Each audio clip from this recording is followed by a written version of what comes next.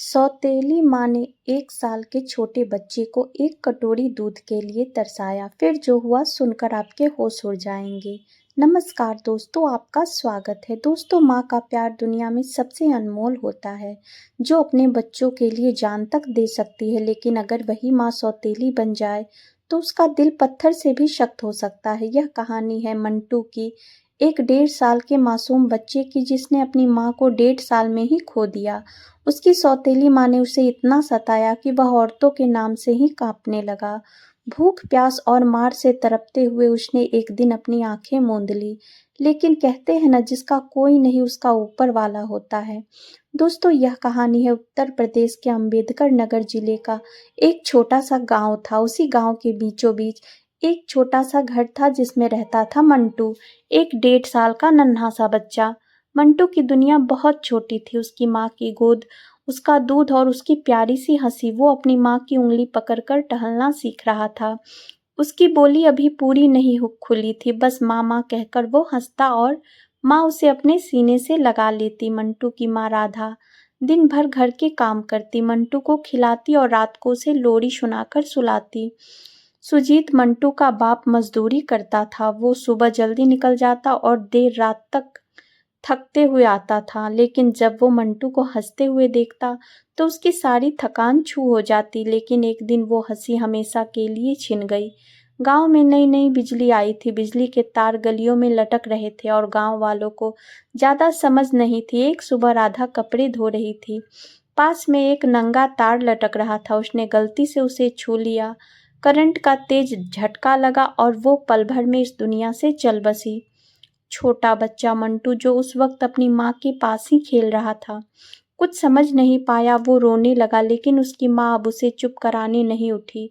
गांव वालों ने राधा को बचाने की कोशिश की, लेकिन सब बेकार। मंटू की माँ अब इस दुनिया में नहीं थी। सुजीत का दिल टूट गया। वो रात भर रोता रहा, मंटू को अपनी गोद में लिए वो सिसकता रहा। गांव की औरतें मंटू को संभालती, लेकिन वो अपनी माँ को ढूंढता। उसकी छोटी सी दुनिया उजड़ चुकी थी। मंटू को लगा कि मंटू को माँ की जरूरत है। उसे भी एक हमसफर चाहिए जो घर संभाले और मंटू को प्यार दे।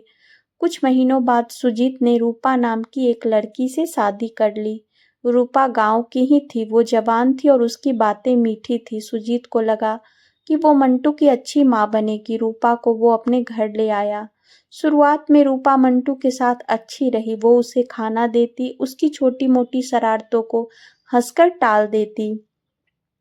मंटू को लगता शायद यह उसकी नई माँ है। वो रूपा के पास जाता, उसकी साड़ी पकड़ता और हंसता।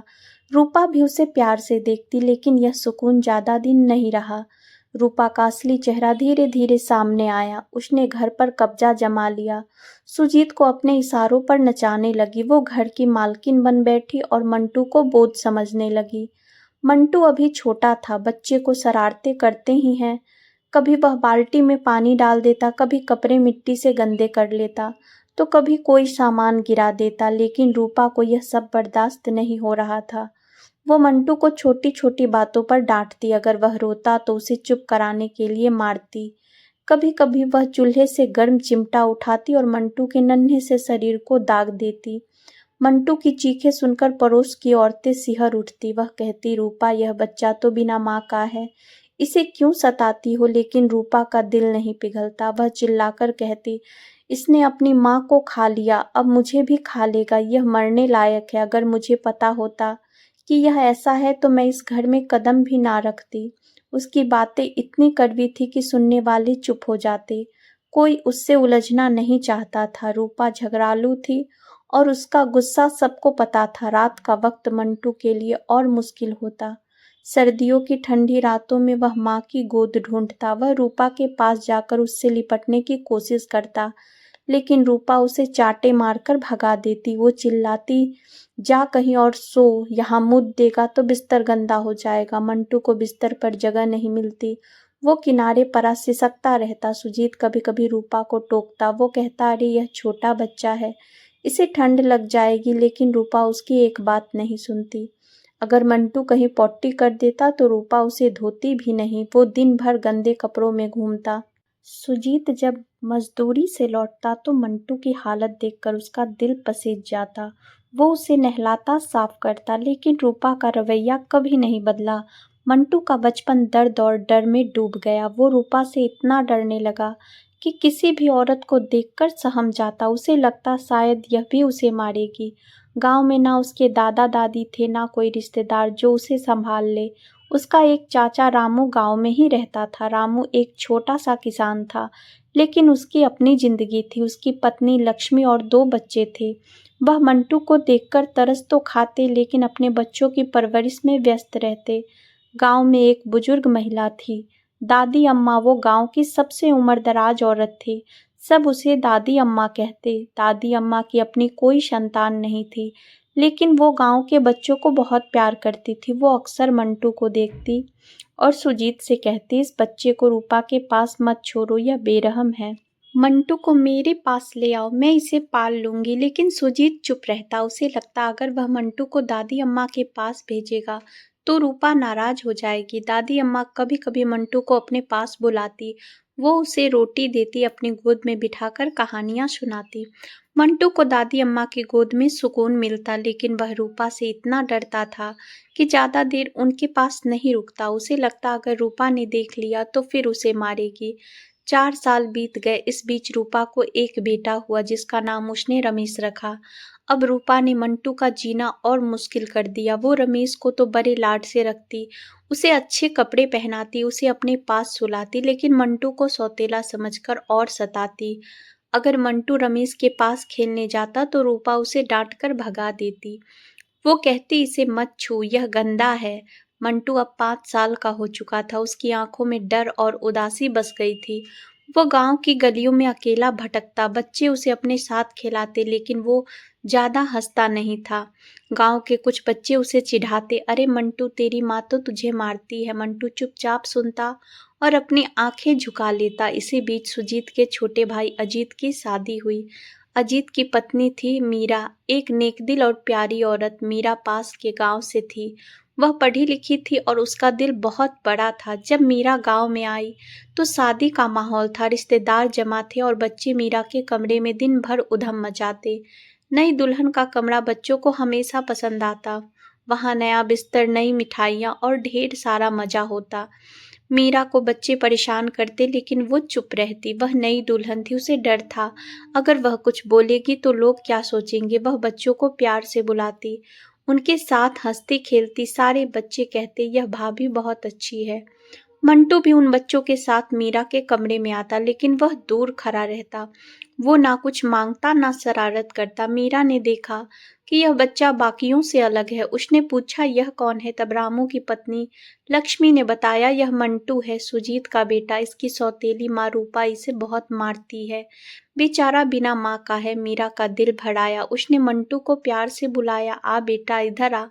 मंटू डरते डरते पास आया। मीरा ने उसे अपनी गोद में बिठाया, उसका नाम पूछा। मंटू ने धीमी आवाज में कहा, मंटू। पहली बार किसी औरत ने उसे इतने प्यार से छुआ। मीरा ने उसके बालों में तेल लगाया, उसे सहलाया। मंटू उसकी गोद में सुकून पाकर सो गया। मीरा ने उसे अपने बिस्तर पर सुला दिया। धीरे धीरे मंटू मीरा के पास आने लगा। वो उसके कमरे में बैठता और मीरा उसे खाने को देती, उसके कपड़े ठीक करती। गांव की औरतों ने मीरा को बताया कि रूपा मंटू के साथ हमेशा दुर्व्यवहार किया करती है। वो उसे खाना नहीं देती।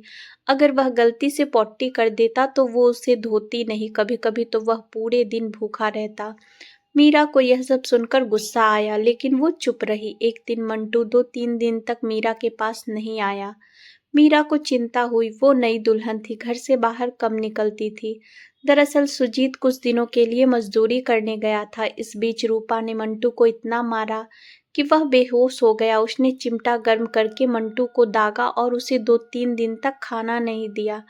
मंटू बुखार से तड़प रहा था। उसकी ऐसी हालत थी कि लगता था कि वह नहीं बचेगा। उसी वक्त दादी अम्मा को किसी ने यह बात बताई।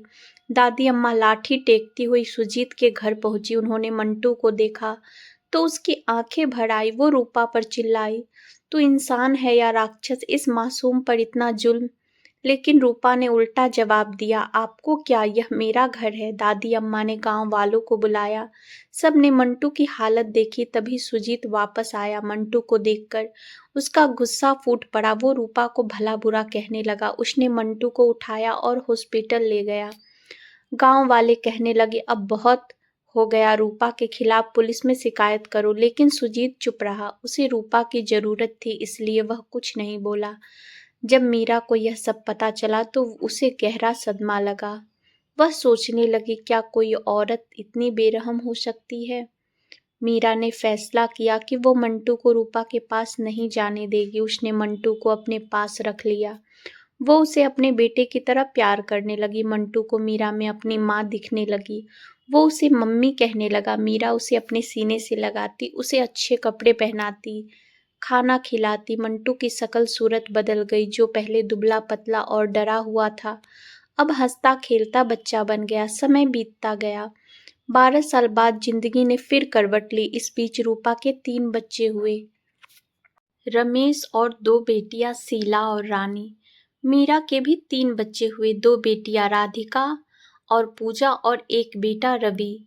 लेकिन सुजीत और अजीत दोनों शराब की लत में अपनी जान गंवा बैठे। अब रूपा अपने 3 बच्चों के साथ थी और मीरा अपने 3 बच्चों और मंटू के साथ। घर का परिवार अब बड़ा हो गया था और खर्च बढ़ती गई। परिवार बड़ा होने के कारण घर में पैसे की तंगी आने लगी। खेती बाड़ी का कोई सहारा नहीं था।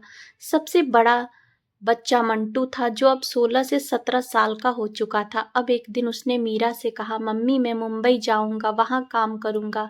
मीरा का दिल डर गया। वो बोली, बेटा तू अभी छोटा है। लेकिन मंटू ने हिम्मत दिखाई। वो बोला, मम्मी मैं कोशिश करूंगा। फिर मीरा ने आंखों में आंसू लिए उसे विदा किया। मंटू मुंबई गया और वहां काम पर जम गया। वो एक कपड़े की दुकान में नौकरी करने लगा। मेहनत करके वो पैसे कमाने लगा और मीरा को भेजने लगा।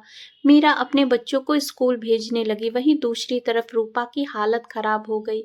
उसके बच्चे नालायक निकले। रमेश शराब पीने लगा और शीला रानी उससे लड़ती। रूपा को जलन होने लगी। फिर उसने दिमाग लगाया और वो गांव में शोर मचाने लगी, मेरे पति का बेटा कमाकर उस औरत को पैसे दे रहा है, मुझे भी उसका पैसा चाहिए। उसने पंचायत बुलाई। पंचायत में गांव के बड़े बुजुर्ग जमा हुए। रूपा ने कहा, मंटू के पैसों पर मेरा हक है। फिर मंटू ने पंचायत में अपनी आपबीती सुनाई। वह फूट फूट कर रोने लगा। उसने अपने जख्म दिखाए और बोला, जब मैं बच्चा था तो इन्होंने मुझे चिमटे से दागा। मेरा क्या कसूर था? इन्होंने मुझे अपना थूका हुआ चटाया क्योंकि मैंने इनका बिस्किट खा लिया था। मैं वो सब कैसे भूल सकता हूँ? और मंटू ने मीरा की तारीफ की। वो बोला, इस माँ ने मुझे अपने सीने से लगाया, खुद भूखी रही लेकिन मुझे खिलाया।